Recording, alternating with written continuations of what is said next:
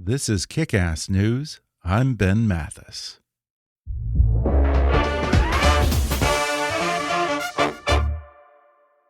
Happy New Year, folks. It's 2020, and if you're still contemplating a New Year's resolution, how about making a resolution to live to 100 or maybe even longer?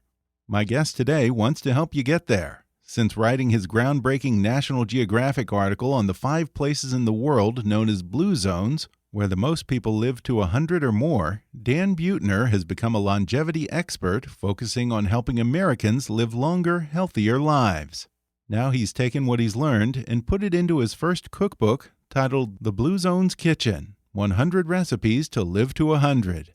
Today, Dan Buettner returns to the podcast to share some cooking secrets that he learned from sitting in the kitchens of grandmas in all 5 of the blue zones, including a Sardinian minestrone that he says has all the properties of a superfood, a simple dish that he calls the healthiest breakfast in the world, and the Greek Island of Ikaria's unique take on the Mediterranean diet. He also reveals the health benefits of dietary monotony and periodic fasting, why how you eat is just as important as what you eat, and why you might want to load up on beans and veggies instead of meat and eggs. Plus, he talks about traveling to Okinawa, Japan with his remarkably spry 84-year-old dad and visiting a 100-year-old Costa Rican cowboy who still rides his horse every day. Coming up with Dan Buettner in just a moment.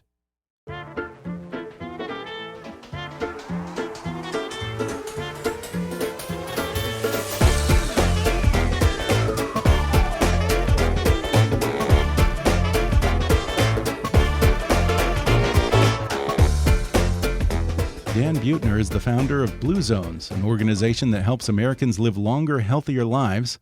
A National Geographic explorer, his groundbreaking work on longevity led to his 2005 National Geographic cover story, Secrets of Living Longer, and a second, The Search for Happiness, in 2017. Buettner has authored 3 national bestsellers, The Blue Zones, Thrive, and The Blue Zones Solution, as well as his last book, The Blue Zones of Happiness. Now he's out with a new cookbook that's inspired by the diets of centenarians around the world. It's called The Blue Zone's Kitchen: 100 Recipes to Live to 100, and it's now the top-selling book on all of Amazon, I'm told, and debuted at number 2 on the New York Times bestseller list and the Wall Street Journal bestseller list. Congratulations, Dan Buettner. Welcome back to the show. That's a delight to be here. You know, I fancy myself a real writer. And all my other books are very science heavy. And then I write a cookbook and it does far better than anything I've ever written. Well, yeah, it's a perfect holiday gift. Everyone's buying cookbooks at Christmas time. Yeah, makes sense. Well, this has been almost, I think, 15 years since you first wrote that article for National Geographic about these 5 pockets of longevity around the globe where people live to 100 or more. Since then, you have really become a Blue Zones evangelist with multiple books, products, speaking engagements, the Blue Zones Project, which is promoting Blue Zones lifestyles in cities around America. Has this now become your full-time job, or do you still go out on assignments for National Geographic? I'm still an active writer for National Geographic magazine. In fact, I have a big story in January's issue of the magazine. I do a lot with them. So I wear essentially 2 hats. One, I'm a writer for Geographic, but then I run this organization. It's more than just evangelizing. We're actually, a city turns their entire community health strategy over to us. Wow. To try to mimic what we found in these so-called blue zones and reverse heart disease and cancer, diabetes, and obesity. And we've been incredibly successful. Now, you've got this beautiful new cookbook, The Blue Zone's Kitchen. I loved it. I haven't cooked anything yet, but I love it. I love the photos. It's beautifully put together. And I also noticed that you got a rave review on the back cover of the book from another friend of the show, Andrew Zimmern of Bizarre Foods fame. Can't do much better than that for a cookbook. How do you know him? Are you friends? Is that a Minnesota connection? Yeah, or what? We both live in Minnesota. Yeah. We go back probably 20 years. Really? As we're friends in real life. And, most of my other books, I'm kind of seeking scientists to give me a blurb, but I think there was probably nobody better than Andrew Zimmern to critique a travel book that involves food because he's sort of the master, the living master. So yeah, he's such a nice guy. I love him. He really is, and he's a great talker, and he's got a heart of gold, and it's one of these people who you love to see succeed. Yeah, and succeed he is definitely. Now, is there evidence that like pig brains or insects are the kind of things that he goes for promote longevity? Not much longevity evidence behind that, but we'll have a lot of fun along the way. And it's great for ratings. Yeah. Now, this is a vegetarian cookbook. Why did you decide to focus on meatless recipes in here? So the idea here, I've been working on this for 15 years because it took 15 years to find the places where people live statistically longest and then tease out what they're doing. So the foundation of this book is 155 dietary surveys done over the past 100 years to find out exactly what centenarians ate to live to be 100. Huh. And in the very front of the book, we have a food guide that says, if you want to live to be 100, here's what 100-year-olds really did. It doesn't come from a petri dish or some, doctor on South Beach. This is what they were really eating. And because I work for National Geographic, we're very rooted in evidence, and we did the homework. So then in all of these blue zones, the American food culture is hitting like a tsunami and destroying a way of eating that's been around for 500 years. So photographer David McLean was a legendary National Geographic photographer. Two of us spent 2.5 years to go up in the villages to find old people, to find out the way they've eaten on a daily basis. So I didn't set out to do a vegetarian cookbook. I set out to capture the recipes of people who live to be 100, and they happen to be almost all peasant food, simple plant-based food. But the genius comes in how they make these simple foods delicious. Because at the end of the day, you're not going to eat them for very long if you don't find them delicious. Yeah, and I remember when we last talked about the typical diet in the blue zones. There's a lot of rice and beans, sweet potatoes, not a lot of meat, as we mentioned. At the time, it all sounded pretty bland to me. Did they find a way to make it pretty tasty? You can make cotton balls tasty with enough oil and the right spices. So the secret to making plant-based foods taste good is usually olive oil and something spicy and some of the right herbs. So here's the blue zone diet, and it is tasty. So 90 to 100% whole plant-based food. Wow. Whole foods plant-based, 90 to 100%. That's pretty signisignificant compared to the U.S. I don't know what ours is, but ours has to be like, 50% at best? Yeah, it's probably 30. We eat about 206 pounds of meat every year, which is, I hate to say it, but if you're eating meat more than about once a day, your chances of cancer, GI tract cancer, diabetes, and heart disease about triple. So even though in blue zones people do eat meat, it's on average 5 times a month. It's a celebratory food. So they're not eating bacon for breakfast and bologna for lunch and then beef for dinner. It's a wedding or a birthday or it's Sunday after church. They're enjoying. But they're quotidian foods, the pillars of every longevity diet in the world. 5 foods: whole grains, nuts, greens, tubers like sweet potatoes, and then beans. And if you're eating about a cup of beans a day, it's probably adding 4 years to your life expectancy if you're middle-aged. Wow. See, I keep telling my wife that you're big on beans and how it's the superfood and all that. And she keeps telling me that it's too many carbohydrates if I have beans every day. Well, of course, your wife is always right, but she's less right here. I would disagree with her on that. First of all, beans are mostly protein. They're mostly fiber. Okay. And maybe she just doesn't want to be downwind of me. Maybe she's just saying it's about the carbohydrates then. Yeah. So she could be right on that. But when it comes to gas, you have this microbiome, 100 trillion. Bacteria in your gut. It's a virtual organ. It weighs about 7 pounds. Wow. And it morphs to accommodate the food you're eating. So if you're eating meat and cheese and eggs, the type of bacteria that thrive are bacteria that putrefy. That's where that word comes, that putrefy meat, cheese, and eggs. And it literally creates a toxin that adds to your chances of cancer and heart disease. TMAO, it's called. Okay. But when you're eating beans, if you gently introduce them into your diet, maybe just a few tablespoons at first, but working your way up to a cup a day after about 2 weeks, your microbiome, the type of bacteria that flourish, are the good ones that take fiber from beans and they turn it into something called short-chain fatty acids, which leach into your bloodstream, and they act like a hormone, and they modulate your immune system. So it's not going amok and turning on your arteries and your joints, but it's still strong to attack microbes. Modulates inflammation. The root of every age-related disease is chronic inflammation. And if you're not feeding your gut fiber, your inflammation goes out of whack. And it even modulates your mood. So I report on this in the January's issue of National Geographic. We have vastly underestimated the power of that 6 or 7 pound virtual organ called our microbiome. And we fail to realize when you eat the standard American diet, burger and fries or pizza, it virtually has no fiber. Fiber and a broad variety of fibers are what's going to keep us healthy and keep us going for the long run. Now, you also suggest cutting back on eggs to no more than 3 per week. I mean, that's 1 omelet, 3 eggs per week. And I'm just curious, what is the current thinking on eggs? Because they go back and forth. They were bad for you, then they were good for you. I don't know what to think anymore. That's right.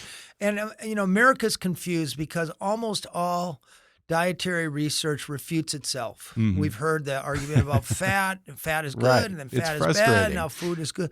So the approach I took with the Blue Zones Kitchen is a very meticulous meta-analysis. I did it with Harvard.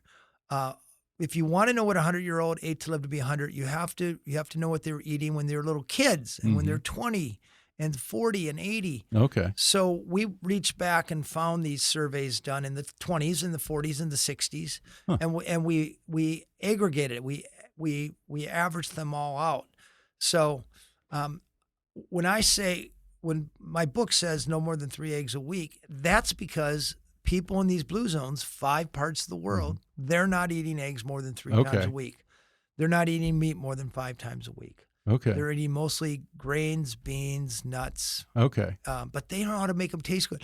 Yeah. And I would say the big revelation of this book, we don't put any of our culinary excellence into making beans taste good. We put our culinary excellence in, baby back ribs or right. Beans are an afterthought. Yeah, pork belly. But when you turn the genius of all these chefs like Andrew Zimmern onto plant-based foods, you can make them sing. You can. They're way more delicious, and make you feel better than a meaty, cheesy, fatty dinner, lunch, or breakfast. Yeah. Now, do you have a favorite recipe in the book so far? So I met the longest-lived family in the history of the world. Really? 9 siblings, the collective age 863 years. So they ranged in age 91 to 109, all brothers and sisters. They ate the exact same lunch every day of their life. A true sourdough bread, which is metabolically very different than plain old white bread. True sourdough, it takes a couple days to rise. A small glass, 3 ounces of red wine, of Continental wine, and a minestrone, which has 4 beans, barley, tomato, garlic, onions, some vegetable broth, and finish, cook slowly and then finish with a beautiful extra virgin olive oil. That was what they have every single day of their life. And that is an absolute longevity cocktail. I don't really believe in superfoods, but if I had to pick one meal that's a longevity all-star meal, it would be this minestrone. Because when you add barley and beans together, it's a whole protein. A bowl of that has as much protein as a 3-ounce steak. But it's an absolute riot, a fiesta for your microbiome, because you have all these different strains of fiber that is making your microbiome happy. And when your microbiome's happy, it makes you happy. Yeah. So in Sardinia, they don't just eat this like a cup for an appetizer. It's a full meal, right? Yes. That's a whole meal. You don't need. eat anything more. Yeah. Now, for this book, Sardinia was one of 5 places that you returned to, and you spent a lot of time with grandmas sitting in their kitchens, just watching and listening. What kind of things did you observe about the way they cook? They cook at home. Mm-hmm. They only use about 20 ingredients over and over again. No kidding. Huh. The ingredients kind of shift with seasons, what's in season, but a shockingly few number of ingredients. There's actually a theory that when you're using fewer ingredients, there's less stress on your body and your immune system through something called methylation. Interesting. That may indeed be contributing to longevity. They tend to cook with friends. I observed this beautiful practice in Sardinia where ladies, not just old ladies, but young and old alike, they meet on Friday afternoon in this special hut or house that has a huge oven, wood-burning oven, and they make bread together. They make the whole weeks of sourdough bread. The grandma brings the starter dough, and they'll spend 3 or 4 hours. And during that time, they're talking, they're socializing, they're kind of bitching about their husbands and so forth, and but also getting a workout, kneading the bread and stoking the fire, and they all go home with a week's worth of bread. It's a beautiful. So it's cooking's often a communal practice. Yeah, I'm interested in this idea of kind of a limited variety of foods. I kind of thought that the variety was the spice of life and all that, but do you think that dietary monotony may be one of the keys to longevity? And how does that work? Is it just it's easier for the body to break down, or what? We don't know for sure. My colleague, Gianni Pes, who's been studying centenarians for over 30 years now in Sardinia, his theory has to do with something called methylation. So the idea is we have a certain number of cells in our body that fight foreign invaders in our system, whether it's a microbiome or it's a weird new compound or a pesticide. They turn on to mount an immune defense. And when they're turned on, they're very good at fighting off the disease at hand. But the problem is there's only a finite number of these cells. Once you turn them on, you can't turn them back off again. Okay. So once you've turned on too many, your body can't mount a immune defense, and then you're more susceptible to cancer when you're older or more severe versions of diseases. So when you bombard your system with foreign, spice of life ingredients, as you say, hundreds, you're eating Korean one night, Mexican another night, right. Italian the other night. Yeah. Those are perceived as foreign ingredients by your body, and you may unnecessarily be exhausting sort of a finite immune system. Okay. Now, let me ask you about these grandmas that you were hanging around with, cooking with. Some folks can be very territorial about old family recipes and that sort of thing. Were there any of these grandmas who were skeptical about sharing their secrets with an outsider? No, and the reason is that they know that this 500-year-old culinary tradition is disappearing. Oh, and they know National Geographic, there's respect. And they know I've been going to these blue zones for 15 years, so they know me and they trust me. So I'm in many instances, I've captured recipes that will disappear if they're not captured. And the book it looks more like a 300-page National Geographic article. So I've tried to capture the ingredients, the techniques, and the people doing the cooking in a way that there's archival. This is something you could have in 20 years. And yeah, because like you said, this may be a dying way of life. You have all these interlopers that are coming into these communities, fast food and greater connectivity, electricity. And that's right. Roads for cars, less people walking.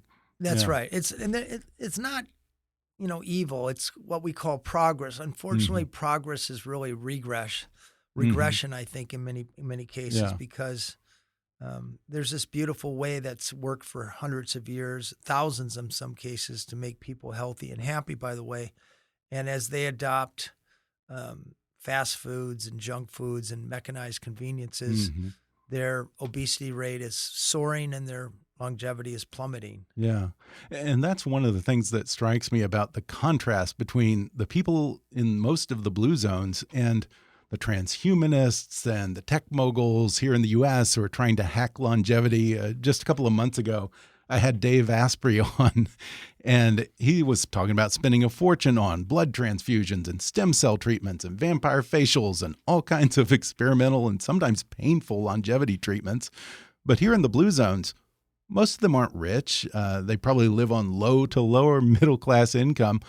They're also deliberately not tailoring their lifestyle to live 100. I doubt that most of them give longevity much of a thought. They're just kind of going about their lives and keeping it simple.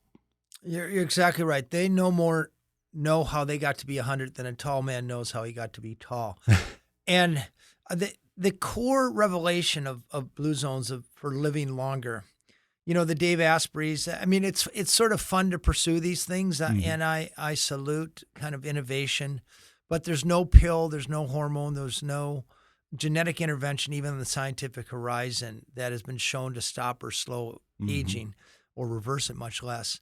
So where you have true longevity, people who are reaching their mid-90s, even 100 with vitality and enjoying life, it's never the result of any of the things that we do. They don't get on diets. They don't adopt exercise programs. They don't call an 800 number and buy supplements. The problem we have in this country is we've been marketed this idea that the road to health is something to pursue.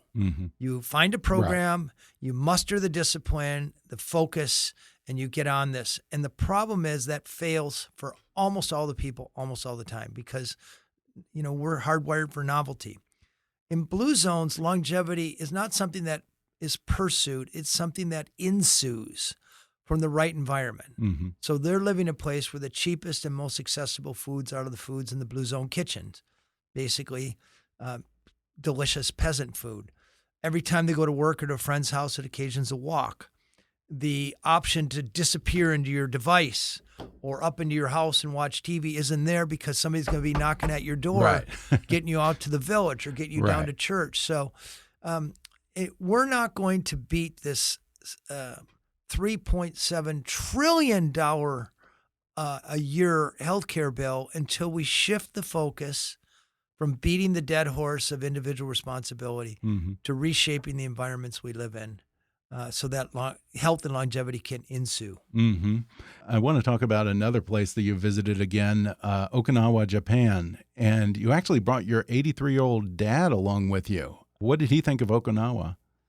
I brought his name's Roger Buettner. He's now 84. Okay. And he came to most of these blue zones. And the really? reason part of him is because he's the epitome of blue zones. He grew up on a farm. He goes to Sardinian. He's like, oh, great, this is how we lived as kids. Yeah.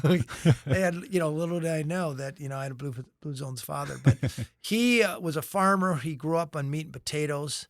And to have him in Okinawa, and I had him testing all the recipes. So a lot of tofu, sweet potatoes. Yeah. If I gave him the fermented tofu and he turned up his nose at it, it didn't make it in the book. Yeah. So I use him as kind of a litmus test for middle American tastes. And he was actually incredibly helpful at doing it because I could only get 100 recipes in the book. I probably observed 220 of them, and he helped me triage the ones that middle Americans aren't going to eat. Does he still get around pretty well? I guess he must if he traveled with you. Yeah, he just spent the last week in Utah hunting elk. Oh, really? Yeah. Good for him. Yeah, he's the epitome of So has he embraced any of the Blue Zones practices? Or like you said, I guess he was kind of already doing all of this. Well, he was, he grew up on a farm. They had a cow, they had a pig, they had chickens, and he was a big meat and dairy eater. Yeah. And he's completely seen the light. And I mean, he'll still eat it on celebratory times, but he's probably 90% vegetarian too, and so is my mom. And a lot of their health problems evaporated when they let go of the bacon in the morning habit. Yeah. Okay. Wow. Now, speaking of cowboys and farmers, in the Nicoyan Peninsula, I was kind of amused you encounter a 100-year-old cowboy named, I think his name was Jose Bonifacio. Is that right? What was he like? He goes riding every day, right? Yeah, 103 years old. Oh, 103, wow. Yeah, well, we first encountered him at 101. But he Yeah, he still rides his horse.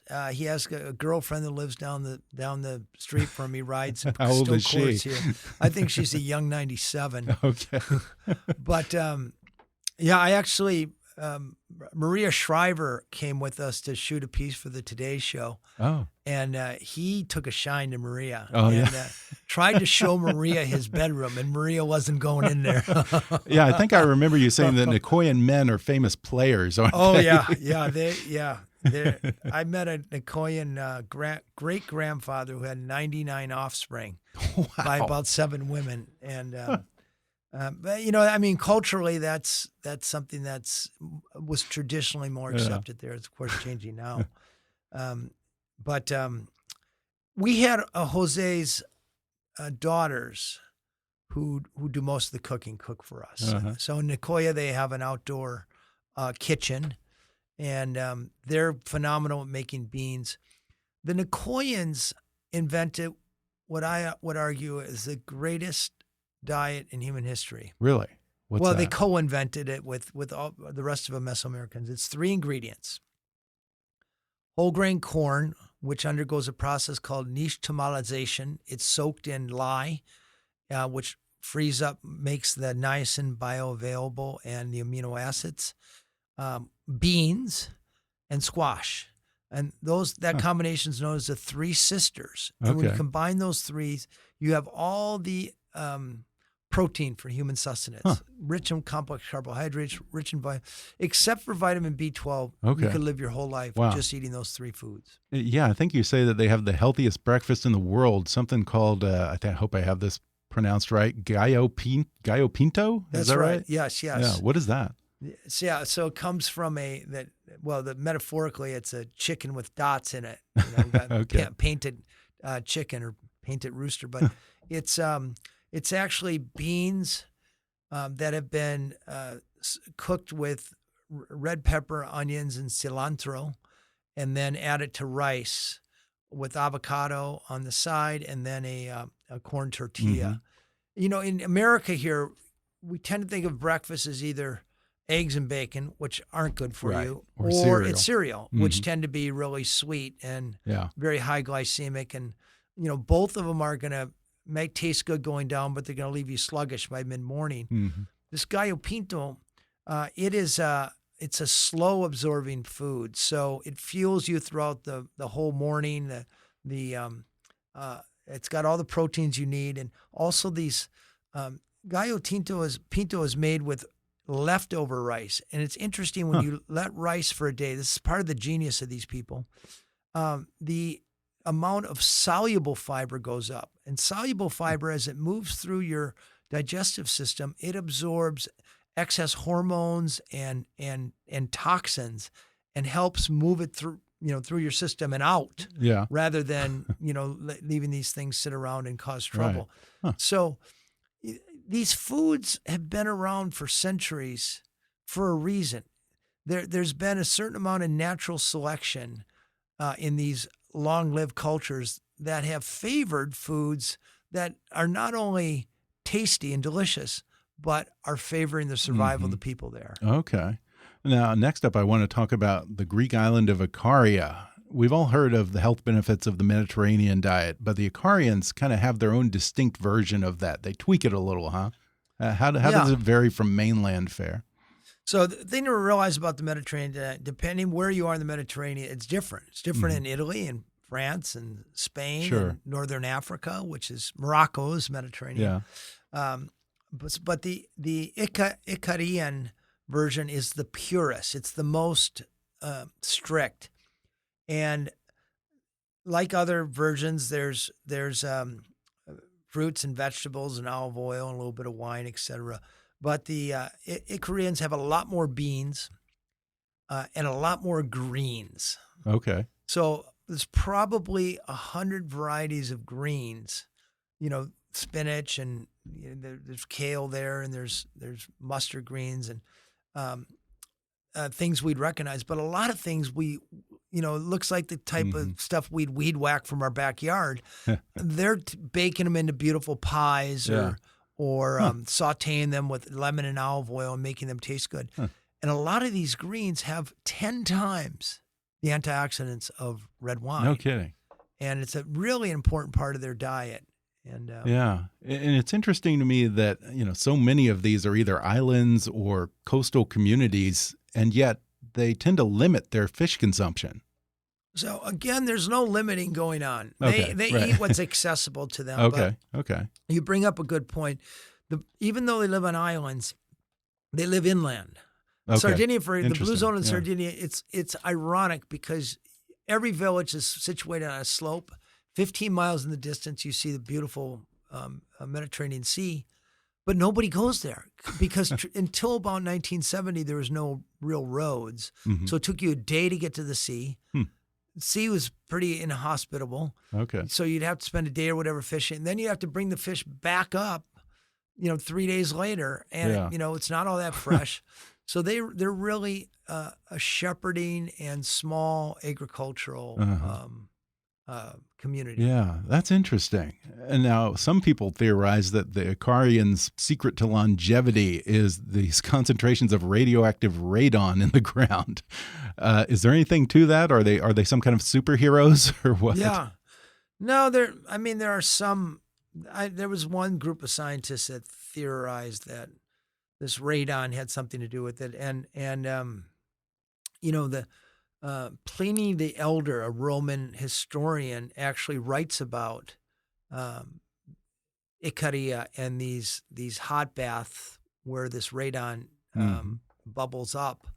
But it's not.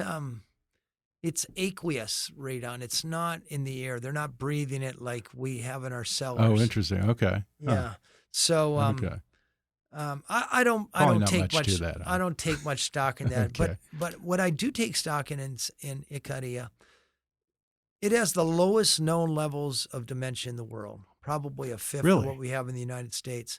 So you start looking around, what explains this low rates of dementia, and you see every day of their lives, they are either drinking teas or adding herbs to their food. And it's either oregano, rosemary, sage, or kind of a catnip. Or they also use dandelion greens.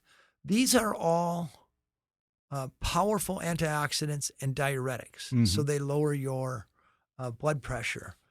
And the reason why I think they have lower blood pressure, less heart disease, less vascular dementia, is because they're drinking these teas every day, infusions of them. No kidding. And it's a very subtle thing, but I can only draw a correlation. They drink the teas, low dementia, but I believe that the connection's strong. Yeah, that's really interesting. And I read in here that I guess in Ikaria and throughout, I guess, all of Greece, the Greek Orthodox Church calls for more than 200 days of fasting per year. That's more than half of the year that they're fasting. And I remember, I think in Okinawa, they have a whole ritual around trying to only eat until they're 70 or 80% full. Is some kind of fasting or calorie limiting part of all of these cultures? It is. Almost all blue zones have gone through periods of hardship around the war or thereafter when people couldn't get as many calories as they want. To your point about the religious fast, I mean, they're not no food fast, but they're cutting out eggs and meat and so forth. Yeah. They do tend to get all of their calories in about an 8 to 10 hour window. So breakfast like a king, lunch like a prince, dinner like a pauper. In Okinawa, many people don't even have dinner, so there is an element of intermittent fasting, but again, it's unconscious. It's just that's what everybody does. And then the fifth blue zone that you visit is a little different from the others. That is, of course, right down the road from us, Loma Linda, California.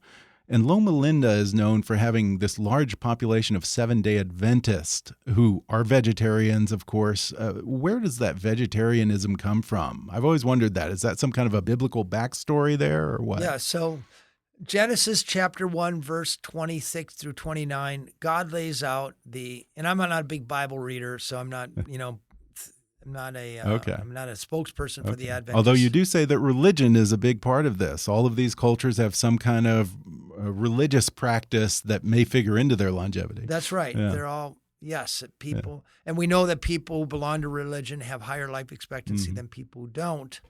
But once again, it's a correlation, and I should probably go to church more, but I don't. So vegetarianism. Yeah. So so you read these passages from the Bible, and God lays out the diet to the Garden of Eden. I always thought somebody ought to seize this and do a diet book, but God says very clearly, every tree that bears fruit, so that's citrus and apples and peaches and tomatoes, and then every plant that bears seed, so that's nuts and beans and legumes and whole grains.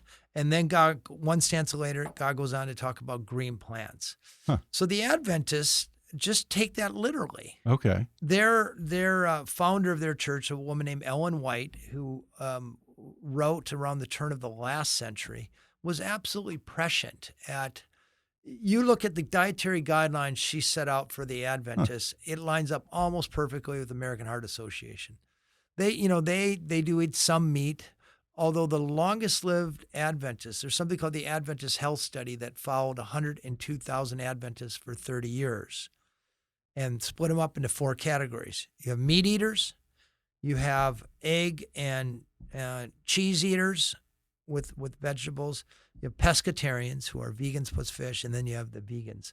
And the pescatarians and the vegans live markedly longer than the other 2 categories. Interesting. And unlike the other blue zones, Loma Lindens aren't necessarily restricted to what grows in the immediate vicinity. They have access to supermarkets and all the same food variety that the rest of us enjoy here in the land of plenty. Is their diet more diverse than most of the other people in these isolated blue zones?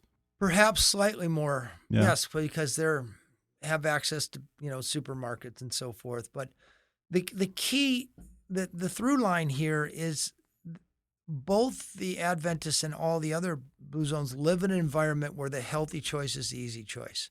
So in all the other blue zones, it's because that's beans, greens, nuts, and whole grains are cheapest and most accessible. Among the Adventists tend to hang out with other Adventists, at least in Loma Linda. And, because they celebrate Sabbath on Saturday, their kids aren't playing football Friday night and their girls aren't going to dance class, they go to church together. So when you go over to one of your Adventist friends' house, nobody's barbecuing baby back ribs and, shooting shots of tequila. Okay. So it's easier to stay in that kind of healthy eating lifestyle. Back to my thesis, if you want to live a long time, don't try to change your behavior. Change your surroundings. Right. Central thesis of blue zones. Yeah. I was also surprised to read that I guess 2 of the Loma Linden staples are, of all things, Weetabix and Vegemite. Now, Vegemite is, mostly popular in Australia, although now I think that it's kind of started to spread, no pun intended. But boom, boom. Weetabix, though, I mean, that is a uniquely British breakfast food. I don't think that I have ever seen Weetabix on an American grocery shelf. How did they get turned on to those 2 things, and where do they even buy Weetabix here? Well, Weetabix is a lot like shredded wheat, I think. Right, but I don't think I've ever seen it in the U.S., but in England, that is the only cereal. Well, it's believe it or not, it's the Adventists because they have a plant-based agenda and they're looking for the Adventists. By the way, started Kellogg. What? That's right. John Harvey Kellogg. Yes, he's an Adventist, so they were looking for a plant-based alternative to eggs and bacon, and cornflakes came into grape nuts. Another story, but. So the Australian equivalent of that is Weetabix and Vegemite. We got the Adventists to thank for figuring out how to eat a healthy breakfast. Yeah. Now, just again for a little refresher course, aside from the food aspect of this, remind us what are the most important habits of longevity embraced in the blue zones? So I don't like to use the word habit because I don't believe in you can change habits. Okay. But the characteristics are people live in they can articulate their sense of purpose, worth about 8 years of life expectancy. They have sacred daily rituals that help them downshift and reduce inflammation, either prayer or taking naps or happy hour. Very nice practice. They don't mindfully exercise in the way we exercise, but instead they live in places where every time they go to work or a friend's house or out to eat, it occasions a walk. Okay. They have gardens out back. So they're just mindlessly nudged to weed and water and harvest. They don't have these electrical conveniences. Okay. They tend to put family first, belong to religion, and curate a social circle of 4 or 5 people around them whose idea of healthy eating is vegetarian, who idea of recreation is walking or gardening, and who are people who will care about you on a bad day. So Blue Zones is pro-purpose, pro-plants, pro-social, and pro-pedestrian. Okay. That's kind of the 4. Good stuff. And before we go here, I want to mention again that you are sort of spreading these, I don't want to call them habits, but these Blue Zones practices or lifestyles to communities across America through this project you call the Blue Zones Project, which I think you started a few years ago. You even include a few recipes inspired by the towns that are promoting Blue Zones lifestyles. How many communities are participating in that now? We're up to 50 cities, including Fort Worth, Texas, Orlando, Florida, and Austin, Texas. And it's not really me promoting. They come to me, actually. And I have a team. I have 200 employees now who, when we're invited into a team, we work with city council to pick food policies,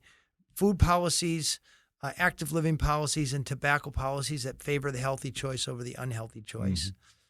We have a Blue Zone certification program for restaurants, grocery stores, workplaces, schools, and churches. And during our 5 years in a city, we want to get at least 30 to 40% of those places certified.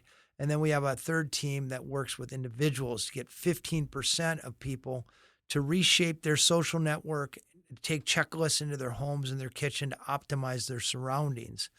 So, we do a lot of work, but it's not silver bullet, it's silver buckshot. We unleash a swarm of healthy nudges and defaults. Often people aren't even aware of them. But in Fort Worth, after 4 years, and the mayor brought us in and Texas Health Resources, paid for it. It's always privately funded. We saw a 6% drop in obesity at the whole city level. Really? Smoking dropped by That's 3%. incredible. And Gallup estimates that our project is saving that city about $250 million a year in projected healthcare cost savings. Wow. Not because we changed their habits, we changed their environment. Now, have you gotten the people in Fort Worth to eat fewer steaks and barbecue too? How did you do that? So here's the secret. You don't come in and you tell people what to eat. And you don't take away their choices. Right. But we do, the Fort Worth is called Cowtown. We got about 103 restaurants to offer some plant-based options. That's a lot of restaurants. Wow. It took us 5 years. Yeah. But when you go to the most famous steakhouse in downtown Fort Worth, you can get a grilled portobello if you don't want to eat a big chunk of dead animal. Wow. That's amazing. Well, again, Dan Buettner's book is called The Blue Zones Kitchen, 100 Recipes to Live to 100. And, of course, you can find all kinds of other cool stuff at his website, bluezones.com. Dan, thanks again for talking with me. I'll meet you back here when you're 100. All right. I hope so. All right, buddy. Thank you. Thanks again to Dan Buettner for coming on the podcast. Order his book, The Blue Zones Kitchen, 100 Recipes to Live to 100 on Amazon, Audible, or wherever books are sold. Learn more at bluezones.com and follow Dan on Twitter at @BlueZones. If you enjoyed today's podcast, be sure to subscribe to us on Apple Podcasts and rate and review us while you're there. 5-star ratings and detailed reviews are one of the best ways for new listeners to discover the show. You can also follow us on Facebook or on Twitter at @KickassNewsPod and recommend us to your friends on your social media. For more fun stuff, visit kickassnews.com, and I welcome your comments, questions, and suggestions at comments@kickassnews.com. For now, I'm Ben Mathis, and thanks for listening to Kick-Ass News.